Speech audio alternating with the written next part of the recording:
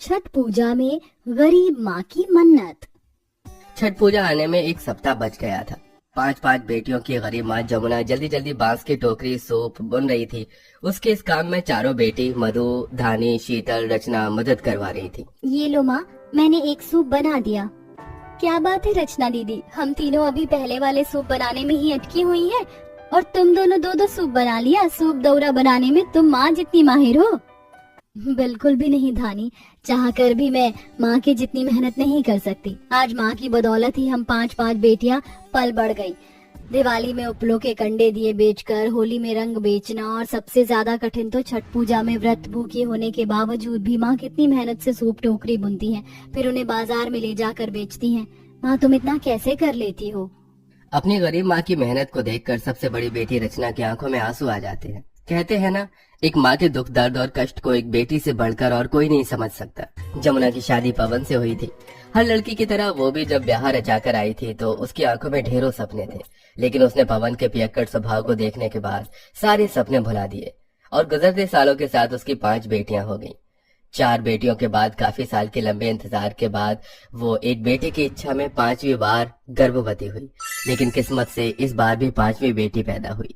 जैसे जैसे वो बड़ी होती गई, कभी चल फिर नहीं सकी। अनुराधा के दोनों पैरों में जान नहीं थी। ऐसे में वो बेचारी मौसम के हिसाब से बाजार लगाकर 2 वक्त की रोटी का गुजारा बड़ी मुश्किलों से कर पाती थी। बिटिया, मैं बाजार लगाने जा रही हूँ। टोकरी बनाते बनाते टाइम का पता ही नहीं चला। कितनी देर हो गई है, पता नहीं बाजार में बैठने को जगह मिलेगी कि नहीं। चलो माँ, मैं तुम्हारे साथ चलती हूँ। नहीं नहीं बिटिया, तुम लोग घर में रहो, मैं बेच आऊंगी। जमुना के मना करने के पीछे जवान बेटियों के लिए एक माँ की चिंता थी। उसके दिल में केवल एक ही इच्छा थी कि उसकी बेटियों को अच्छा घर मिल जाएगा, जिसके लिए पिछले 2 साल से वो महा अखंड छठ पूजा कर रही थी। बांस की टोकरी ले लो, सूप ले लो, बांस की टोकरी और सूप ले लो। बहन जी, ओ बहन जी, छठ पूजा की टोकरी ले लो। सवेरे से बैठी हूँ, अभी तक बोनी भी नहीं हुई। जमुना बाजार में आते जाते लोगों को उम्मीद लगाकर देखती है कि शायद कोई उससे बांस की टोकरी सूप खरीद लेगा, लेकिन लोग उसकी पुरानी फटी मैली सी साड़ी को देखते और आगे बढ़े जा रहे थे। उसके सूरत पर साफ साफ चिंता दिखाई दे रही थी। हे छठी मैया, अभी तक एक भी टोकरी सूप नहीं बिका। सोचा था इस साल छठ पूजा में अच्छी कमाई कर लूंगी तो रचना के हाथ पीले कर देती। छठी मैया, इस दुखिया गरीब माँ की मन्नत पूरी कर दो। माँ तुम्हारा ही आसरा है मुझको तो। छठ के उस चहल पहल भरे बाजार में वो गरीब बेबस लाचार माँ खुद में बेहद अकेली थी, क्योंकि उसे अपनी बेटियों का कन्यादान खुद करना था। नाते रिश्तेदारों ने उसके गरीब होने के चलते पहले ही रिश्ता तोड़ लिया था। काफी देर हो गई, आज तो कुछ भी नहीं बिका। मुझे घर चलना चाहिए, अब बाजार भी उठने लगा है। बोझिल मन के साथ जमुना घर आ गई, जहाँ 5 बेटी माँ के आने का इंतजार कर रही थी। माँ आप आ गई? वो सुशीला काकी न्योता दे के गई है, उनके बेटे की शादी है कल। फिर तो वहाँ भोज खाने को मिलेगा ना धानी दीदी, मैं तो पूरी पुलाव और रसमलाई खाऊंगी। गरीबी में जमुना अपनी 5 बेटियों में से किसी की ख्वाहिश को पूरा नहीं कर पाती थी। अगले दिन जब वो अपनी 5 बेटियों को लेकर शादी में पहुंची तो लोगों ने उसे बड़े ताने कसे। लो जी, आ गई महारथी माँ, ये जवान जवान बेटियों को घर में बिठा कर रखा है। तुझे क्या इन सब की शादी करने का इरादा नहीं है? जवान लड़कियाँ सिल्के जैसी होती है, समय से उनकी शादी कर देना माँ बाप का धर्म होता है, मगर तूने तो इनको अपने कमाने के लिए मायके में बिठा रखा है। छठी मैया के लिए ऐसा मत बोलो चंपा बहन, भला दुनिया की कौन सी माँ नहीं चाहेगी कि उसकी बेटी का घर संसार बस जाए और वह अपने जीवन में सुखी रहे। रहने दे, तू भी झूठी और तेरे मगरमच्छ के जैसे आंसू भी झूठे। पता नहीं कौन ब्याह करके ले जाएगा इसकी बेटियों को, कहीं जिंदगी भर मायके की रोटी मत तोड़ती रह जाए, या कौन जाने कमवाने के चक्कर में रखा हो माँ ने। बस बहुत हंसी उड़ा लिया आपने हमारी माँ का चंपा काकी। भगवान ने आपको भी 2 बेटी दी है, कल को अगर कोई और आपकी बेटियों के लिए ऐसे शब्द बोले तो कैसा लगेगा? जमुना की मंजली बेटी की इस बात पर बौखलाकर चंपा ने चांटा जड़ दिया। बेशर्म कहीं की, मेरी बेटी की बेराबरी करने चलनी है। आइंदा मुझसे जबान लड़ाए ना तो बहुत बुरा हाल कर दूंगी। मधु मेरी बच्ची, अरे चंपा, गरीब मसलूब पर क्यों जोर आजमाती हो? ऊपर वाला सब देख रहा है। याद रखना, उसकी लाठी में आवाज नहीं होती। और रही बात मेरी बेटियों की शादी की, तो मुझको मेरी छठी मैया पर पूर्ण विश्वास है, वो मेरी बेटियों के लिए अच्छा घर देंगी। चलो बेटी। लोग जमाने की बात 5 बेटियों की उस गरीब माँ के सीने पर तीर के जैसे चुभ रही थी। जमुना मन में दुख लिए अपनी बेटियों के साथ मढ़ई में लौट आई और अगले दिन फिर से बाजार लगाया। मुश्किल से 2-4 टोकरी बिक पाई। इसी तरह से दिन गुजर गए और छठ पूजा आ गया।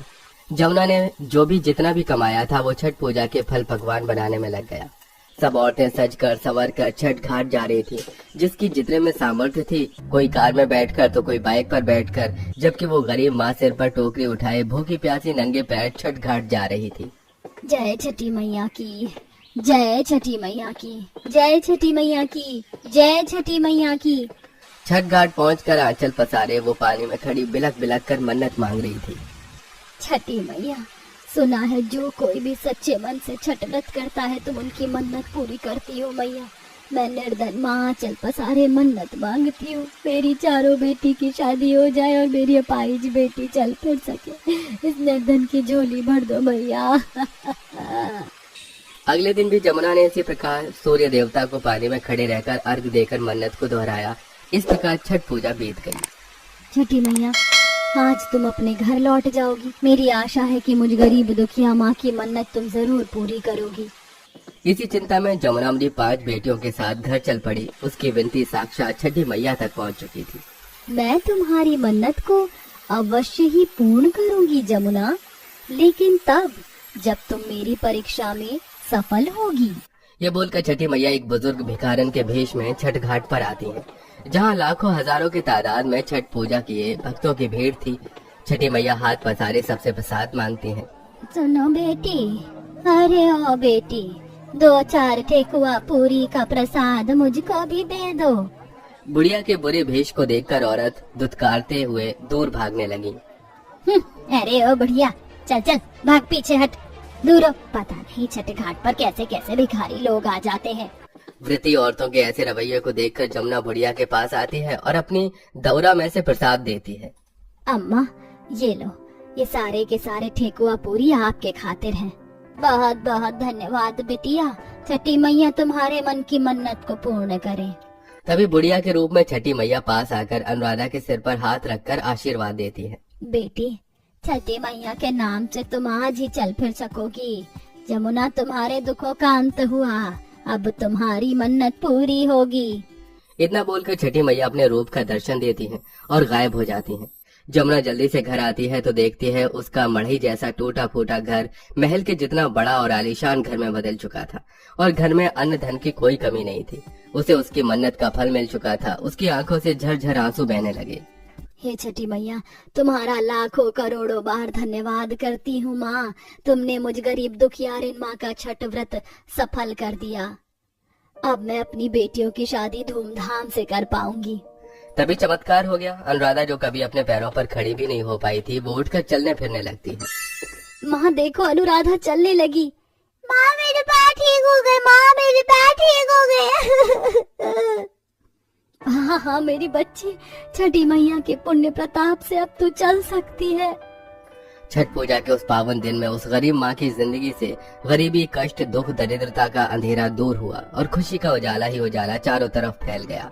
अंत में जमुना ने बड़े ही धूमधाम से अपनी चारों बेटियों की शादी की और पूरे गांव को भोज खिलाया। ऐसी सुंदर शादी देखकर गांव जमाने वाले दांतों तले उंगलियां दबाते रह गए। कल तक जो उसकी गरीबी का मजाक उड़ाते थे, आज शादी की साज सजावट और खान पान को देखकर प्रशंसा करते नहीं थकते।